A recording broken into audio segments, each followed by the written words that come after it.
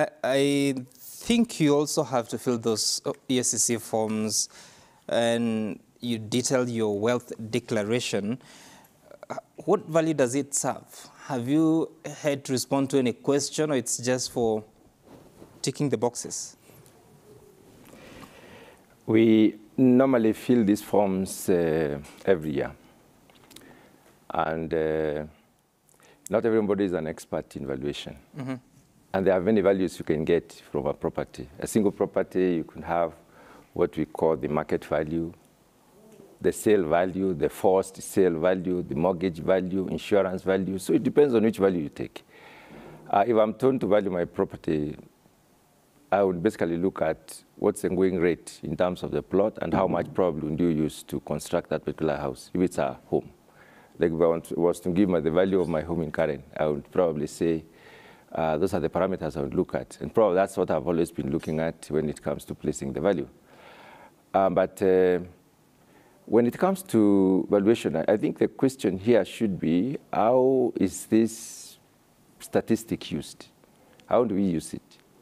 Yes, we have known their value at this point in time. We know they have amassed wealth in the process because they are not very young, first of all. Mm-hmm. They are hardworking. They are putting a lot of effort to generate wealth. They have been exposed to opportunities. So we cannot expect them to, not to own property. The other thing we need to look at is that how often do we go back to these values now, these figures that they give us, and use them for any other planning purpose? What's these statistics for? I think that's where we are not very, very thorough. We are not very, I don't think we can give it the correct value. I mean, the correct use of that particular statistics. Because once we know that Eden Douale is worth 780 or let's say Mudavandi is 4 billion, mm-hmm. Between now and the end of the year, Mudavandi could go through a lot.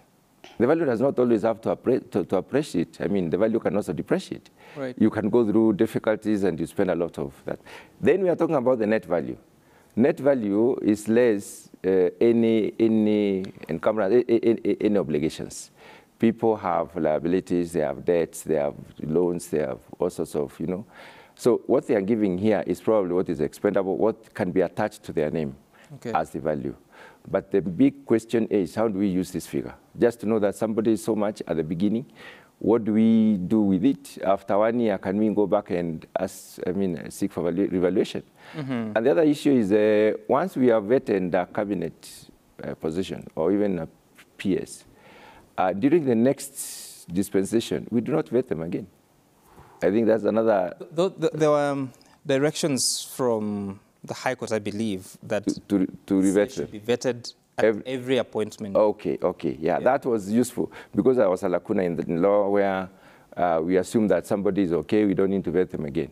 Maybe now we can be able to compare the value at the beginning of session of service and the value, post or at the beginning of this other one, and see whether the appreciation in value is logical, it makes sense. Because if it is too high, then we should be asking ourselves, did this person actually earn this?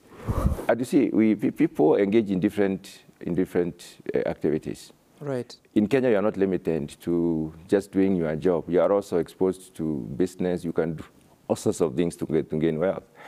And in that case, we cannot really condemn somebody's wealth. But the same question I asked Senator, is it a pre-qualification for you to be at a certain level, or it's that wealth that propels you to certain opportunities? I mean, what is that relationship? Because Kenyans have been asking, looking at, if you look at even the Daily Nation, filthy rich hustlers in quotes.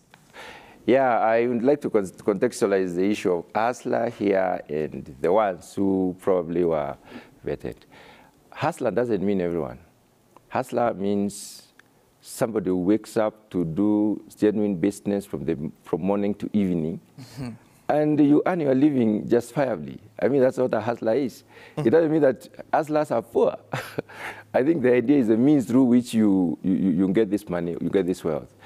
And it was also targeted at the greater majority of Kenyans who toil and probably get very little in terms of the marginal gains per day, so that we may focus on those who have minimal marginal gains, mm-hmm. so that at the end of the day, we can also look for mechanisms, strategies, and even policies to improve their gain.